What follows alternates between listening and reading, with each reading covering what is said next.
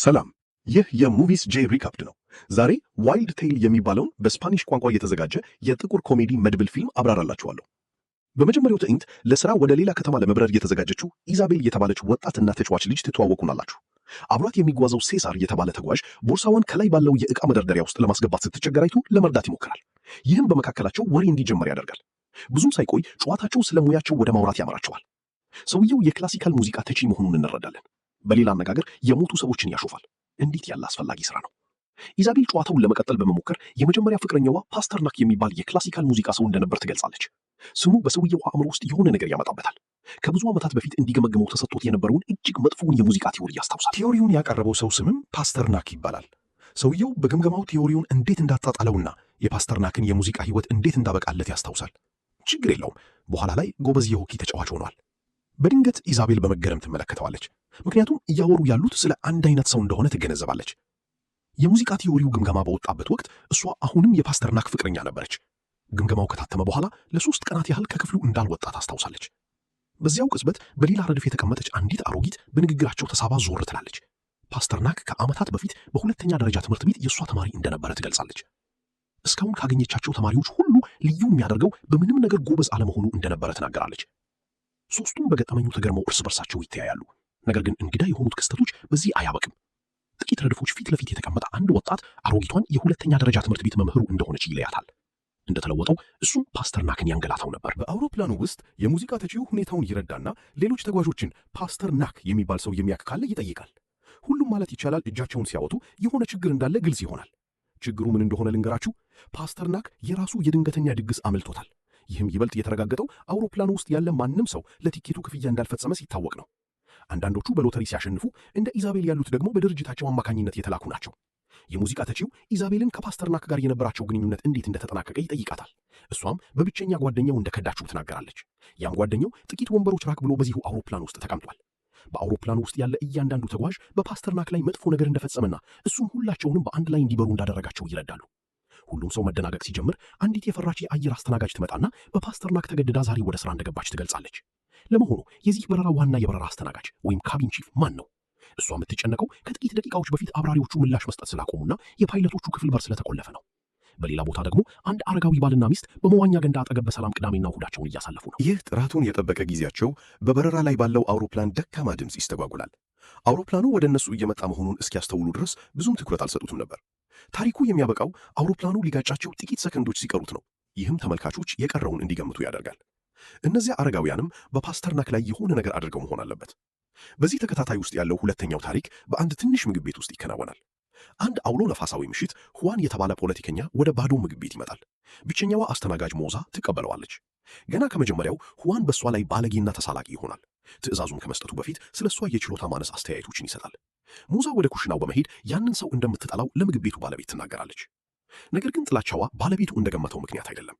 ሁዋን ከጥቂት ዓመታት በፊት በሞዛ መንደር ውስጥ የዕዳ ሰብሳቢ እንደነበረ ታውቃለች። አባቷን አታልሎ ከፍተኛ ዕዳ ውስጥ እንዲገባ በማድረግ በመጨረሻ ለሞት እንዲዳረግ አድርጓል። አባቷ በሞተ በ2 ሳምንት ውስጥ ደግሞ ብዙ ገንዘብ በማቅረብ እናቷን ለማባበል ሞክሯል። በሁዋን ምክንያት ሞዛና እናቷ ከመንደሩ ወጥተው በከተማ አዲስ ሕይወት ለመጀመር ተገደዷል። ሞዛ ለባለቤቱ ሰውየውን መሳደብ እንደምትፈልግ ስትነግራት አሌክሲስ የተሻለ አማራጭ ትሰጣለች። በምግቡ ውስጥ መርዝ ጨምራ ልትገድለው ትፈልጋለች። ሞዛ በባለቤቷ ምላሽ ደንግጣ በቀጣዩ ትዕይንት ላይ ቁም ነገሯን እንደሆነ ትጠይቃታለች። ከዚያም ሁዋን የሚፈልገው ነገር ካለ ለማየት ወደ እሱ ትሄዳለች። እሱም ያልተለመደ ጥያቄ ያቀርብላታል። የምርጫ ቅስቀሳ ፖስተሩን አይታ አስተያየት እንድትሰጠው ይጠይቃታል። በዚህ ጊዜ ነው ሞዛ ሰውየው ለከተማዋ ከንቲባነት እየተወዳደረ መሆኑን ያወቀችው። አሌክሲስ ይህ መሆኑ ደግሞ እሱን ለመግደል የበለጠ ምክንያት እንደሚሆን ታስባለች። ምክንያቱም ለከተማዋ ትልቅ ውለታ እንደዋሉ ትቆጥሯለች። በተጨማሪም እሷ ቀደም ሲል እስር ቤት ገብታ ስለነበር እስር ቤት መቆየት ምግብ ቤት ከማስተዳደር የተሻለ እንደሆነ ታምናለች። ያም ሆኖ ሞዛ ሰውን መግደል አትፈልግም። ምግቡን ለሁዋን ታቀርባለች። ወደ ኩሽና ስትመለስ ግን አሌክሲስ ያለ እሷ ፈቃድ መርዝ ጨምራበት እንደነበር ትረዳለች።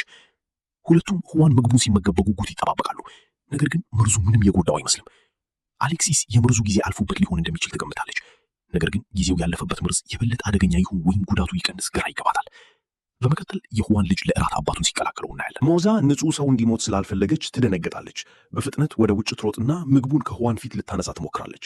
ነገር ግን ልጁ አስቀድሞ ስለበላ ዘገይታለች። ሁዋን በንዴት ተቀጣጥሎ ሞዛን ሊገድላት ይሞክራል። ነገር ግን እሱ ሊገድላት ሲል አሌክሲስ በፍጥነት እርምጃ በመውሰድ በጩቤ ወግታ በጭካኔ ትገድለዋለች። ደንበኛ ሁል ጊዜ ስህተት ነው። ሞዛ በጠላቷ ደም ተለውሳ ከመሬት ትነሳለች። በመጨረሻው ትዕይንት ላይ እሷና የህዋን ልጅ በሕክምና ባለሙያዎች እርዳታ ሲደረግላቸው፣ አሌክሲስ ደግሞ በፖሊስ ትታሰራለች። ምንም አይነት የጸጸት ስሜት አይታይባትም። ወደ እስር ቤት በመሄዷም ደስተኛ ነች። ቢያንስ አልመርዝሽም ብላ አልመረዘችውም፣ ከፖለቲከኛ ይሻላል የሚል ስሜት ይሰጣል። ሶስተኛው ታሪክ የሚካሄደው በጭር ባለ አውራ ጎዳና ላይ ነው። ዲዬጎ የተባለ ሀብታምና ጢቢተኛ ነጋዴ ብቻውን መኪናውን እየነዳ ሳለ ሌላ መኪና መንገድ ላይ ሲያደናቀፈው ያጋጥመዋል። በሌላኛው አሽከርካሪ ብቃት ማነስ ተበሳጭቶ ዲዬጎ ዘረኛ ስድቦችን ይሰድበዋል፣ እንዲሁም የመሃል ጣቱን ያሳየዋል። ከጥቂት ማይሎች በኋላ ግን የመኪናው ጎማ ይፈነዳና በአንድ ድልድይ ፊት ለፊት መኪናውን ለማቆም ይገደዳል። ጎማውን ለመቀየር የተቻለውን ያህል ይጥራል። ነገር ግን በሆነ ምክንያት መኪናው ሊነሳ አልቻለም። ዲዬጎ ተስፋ በመቁረጥ ከግማሽ ሰዓት በኋላ የሚደርስ መካኒክ ይደውላል። ስልኩን እንደዘጋ ቅድም መንገድ ላይ የነበረው መኪና ወደ እሱ ሲመጣ ይመለከታል። አሽከርካሪው ለመበቀል እንደሚፈልግ ይገነዘባል። ዲዬጎ እንደገመተው በፍጥነት ወደ ውስጥ ገብቶ በሮቹን ይቆልፋል። ዲሚላን የተባለው አሽከርካሪ መኪናውን ከፊት ለፊት አቁሞ የዲዬጎን መኪና ወደ ኋላ በመግፋት ይጋጨዋል። በመቀጠል መዶሻ አውጥቶ የፊት መስታወቱን ደጋግሞ ይሰባብረዋል። ዲዬጎ ምንም ማድረግ እንደማይችል ስለሚያውቅ ንዴቱን ለመቆጣጠር እየሞከረ በትዕግስት ይመለከተዋል። ይሁን እንጂ ሚላን በደል መፈጸሙን በመቀጠል በመኪናው መስታወት ላይ ሰገራውን ይጥላል፣ ሽንቱንም ይሸናበትበታል። ከዚያ በኋላ ወደ መኪናው ገብቶ ሊሄድ ሲል በድንገት የዲዬጎ መኪና መስራት ይጀምራል። በዚህ ጨዋታ እኔም መሳተፋለሁ በሚል የሚነድ የቁጣ ስሜት መኪናውን ወደ ሚላን መኪና በመንዳት ገፍትሮ ገደል ውስጥ ይቀጥተዋል። በቀጣዩ ትዕይንት ሚላን ከአደጋው ተርፎ ከገደሉ ላይ ሲወጣ ይታያል። ዲዬጎን ተከትሎ ቢሮጥም በመኪናው ሊደርስበት አይችልም። በመካከላቸው ያለው ግጭት ያበቃ ሲመስልን የሆነ ስሜት ዲዬጎን ይቆጣጠረውና መኪናውን ወደ ኋላ በማዞር ሚላን ላይ ገጭቶ ለመግደል ይሞክራል። ሆኖም ከመጋጨቱ በፊት መኪናውን መቆጣጠር አቅቶት እንደ ሚላን ሁሉ እሱም ገደል ውስጥ ይወድቃል። አሁን የበላይነቱን ያገኙ ሚላን ነው። ሚላን የዲዬጎን መኪና በብረት ሰብሮ በመግባት ከሱ ጋር ጸብ ይጀምራል። ለረጅም ጊዜ ሲታገሉ ቆይተው በመጨረሻ ሚላን የዲዬጎን አንገት በመኪናው የደህንነት ቀበቶ አስሮ ከመኪናው ሊገፋው ይሞክራል። ከዚያም መኪናው ፈንድቶ ዲዬጎን እንዲገድለው በማሰብ የነዳጅ ታንከሩን በእሳት ያያይዘዋል። ነገር ግን ሚላን ከመኪናው ሳይወርድ ነጋዴው ዲዬጎ መልሶ ይዘውና አብሮት ይቆለፋል። በድልድዩ ላይ መካኒኩ ሲደርስ ከፍተኛ የፍንዳታ ድምፅ ይሰማል። በፍጥነትም ለፖሊስ ይደውላል። በመጨረሻው ትዕይንት ፖሊሶች የተቃጠለውን መኪና ሲመረምሩ ይታያል። የሁለቱ አስክሬኖች ተቃቅፈው በመገኘታቸው ፖሊሶቹ እርስ በርሳቸው ለመረዳዳት ሲሞክሩ የሞቱ ይመስላቸዋል።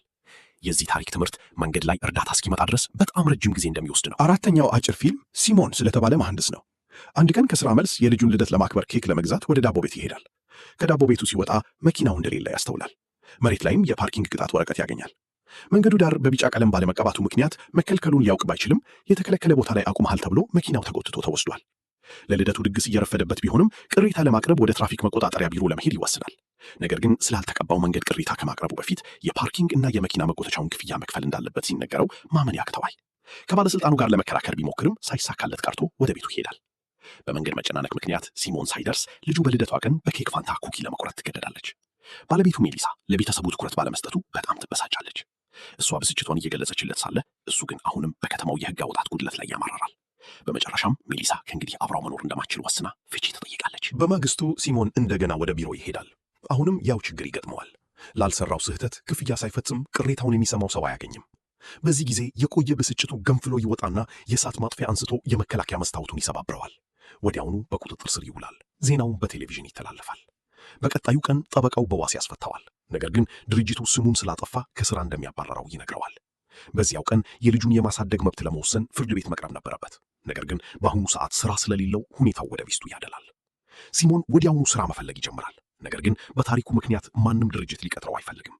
በአንዱ ቢሮ ውስጥ ሥራ በመከልከሉ ተበሳጭቶ የፊተኛዋን ጸሐፊ ይሰድባታል። ነገር ግን ካርማ ወዲያውኑ ይደርስባታል። መኪናው እንደገና ተጎትቶ እንደተወሰደ ያውቃል። በዚህ ጊዜ በቀጥታ በታክሲ ወደ ቢሮ በመሄድ ቅጣቱን ከፍሎ መኪናውን ያስመጣል። በሚቀጥለው ትዕይንት ሲሞን በአንድ ካፌ ውስጥ ቁርስ ሲመገብ እናየዋለን። መኪናው እንደገና መቆም በማይቻልበት ቦታ ቆሟል። በዚህ ጊዜ ግን መንገዱ በግልጽ ምልክት ተደርጎበታል። በ2 ሳምንት ውስጥ ለ3ኛ ጊዜ መኪናው ተጎትቶ ሲወሰድ በዝምታ ይመለከታል። ከሰዓታት በኋላ በዲኤምቪ ቢሮ ውስጥ ከፍተኛ የፍንዳታ ድምፅ ሰዎችን ያስደነግጣል። የህንፃውንም ግማሽ ያፈራርሰዋል። ሲሞን መሐንዲስ በመሆኑ ለዲኤምቪ ቢሮ ትምህርት ለመስጠት መኪና ውስጥ ዳይናማይት መክተቱ ታወቀ።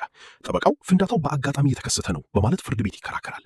ይህ ሁኔታ በሚዲያ ከፍተኛ ትኩረት ያገኝና ዲኤምቪ በሰዎች ላይ የሚፈጽማቸው በርካታ ኢፍትሐዊ ድርጊቶች በዜና ይወጣሉ። በመጨረሻም ሲሞን በየቀኑ በዲኤምቪ በደል ለሚደርስባቸው በሺዎች ለሚቆጠሩ ሰዎች ጭምር በቀሉን ይወጣል። በመጨረሻው ትዕይንት ሲሞን እስር ቤት ሆኖ ከልጁና ከሚስቱ ጋር ልደቱን ሲያከብር እናያለን። አሁን እሱ በህዝቡ ዘንድ እንደ ምልክት የሚታይ ሲሆን ሰዎችን በፍቅር ዳይናማይት ብለው ይጠሩታል። የዚህ ታሪክ ትምህርት ከመንግስት ጋር ችግር ካለባችሁ በቀጥታ ወደ እርምጃው ሂዱ የሚል ይመስላል። አምስተኛው ታሪክ የሚጀምረው ንጋት ላይ ሳንቲያጎ የተባለ ወጣት ከጭፈራ ቤት ወደ ቤቱ ሲመለስ ነው። በቀጥታ ወደ ወላጆቹ ክፍል በመሄድ በችኮላ ይቀሰቅሳቸዋል።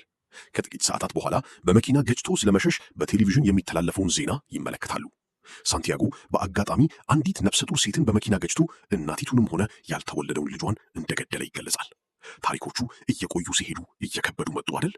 የሳንቲያጎ አባት ሮሚዮ ሀብታም ነጋዴ ሲሆን ልጁን ከእስር ለማዳን ማንኛውንም ነገር ለማድረግ ዝግጁ ነው። ሦስቱ የቤተሰብ አባላት ተደናግጠው ጠበቃቸውን በመጥራት የሆነውን ሁሉ ይነግሩታል።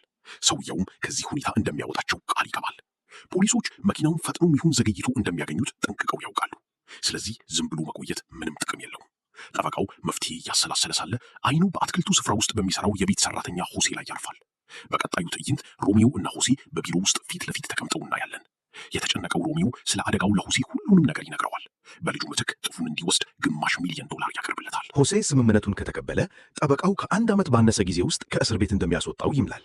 በተጨማሪም ቤተሰቦቹ በሕይወታቸው ውስጥ አንድም ቀን ስለ ገንዘብ መጨነቅ አይኖርባቸውም። ሆሴ ምንም ሳያመነታ ቅናሹን ይቀበላል። በመቀጠል ጠበቃው ወደ ተበላሸው መኪና ይወስደውና በመሪው ላይ የጣት አሻራውን እንዲያሳርፍ ያደርገዋል። ታሪኩ እውነተኛ እንዲመስል ጥቂት ዊስኪ እንዲጠጣም ይጠየቃል።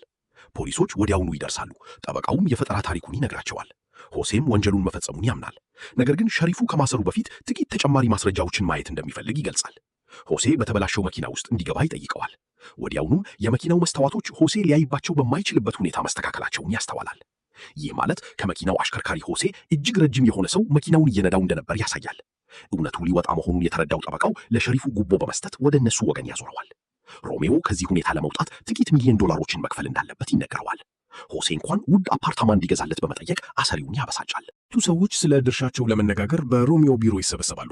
እሱ ባለበት አስቸጋሪ ሁኔታ ተጠቅመው በተለያየ ምክንያቶች የማይታመን የገንዘብ መጠን ይጠይቃሉ። በድንገት ሮሚዮ ጉዳዩ ሰልችቶት ሁሉም እንዲወጡ ይነግራቸዋል። የእነሱን ጥያቄ ከመፈጸም ይልቅ ልጁ ወደ እስር ቤት እንዲሄድ ለመፍቀድ ይወስናል። ሌሎቹ ዝም ብሎ እያስፈራራቸው እንደሆነ ያስባሉ። ነገር ግን ወደ ክፍሉ ገብቶ በሩን ሲቆልፍ ስምምነቱን ለማቋረጥ መወሰኑ ግልጽ ይሆናል። ከጥቂት ሰዓታት በኋላ ገዳዩ የሚኖርበትን ቦታ ያወቁ ሰዎች በቤቱ ውጭ ይሰበሰባሉ።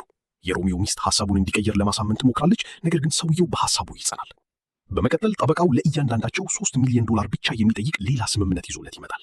ሮሚዮ እንደ እውነተኛ ነጋዴነቱ ገንዘቡን ወደ $1,000,000 ዝቅ አድርጎ ስምምነቱን ያጠናቅቃል። በመጨረሻም ሆሴ ታስሮ ራሱን በጨርቅ ተሸፍኖ ከቤት ይወጣል። በድንገት ከሰበሰበው ሕዝብ መካከል አንድ ሰው ዘሎ በመውጣት ሆሴን ይመታዋል። እስኪሞት ድረስ ይመታዋል። ያ ሰው ደግሞ በአደጋው ከሞተችው ሴት ባል ሌላ ማንም እንዳልሆነ እንረዳለን። ያ ታሪክ ምንም ትምህርት አልነበረው። ያ ታሪክ ሞኝነት ነበር። አሁን ወደ መጨረሻው ታሪክ ስንሄድ ድርጊቱ የሚፈጸመው በአንድ የሰርግ ድግስ ላይ ነው። ሮሚና እና ዶሚኒክ ከብዙ ዓመታት የፍቅር ግንኙነት በኋላ እየተጋቡ ነው። እንግዶቹም እየዘፈኑ እየደነሱና ጣፋጭ ምግቦችን እየተመገቡ በሕይወታቸው አስደሳች ጊዜ እያሳለፉ ነው። ሁሉም ነገር በጥሩ ሁኔታ እየሄደ ሳለ ሮሚና ባሏ ከአንዲት የሥራ ባልደረባው ጋር ሲያወራ በድንገት ታስተዋላለች። እርስ በርሳቸው የሚሽኮረመሙ ይመስላሉ። ይህም ለሮሚና ምቾት አይሰጣትም። በፍጥነት በስልኳ ወደ አንድ ቁጥር ትደውላለች። ያቺ ሴት ስልኩን ስታነሳውም ትመለከታለች። ዶሚኒክ ከሥራ ባልደረባው ጋር ሲከዳት እንደነበር ስታውቅ ሮሚና ደነዘዘች።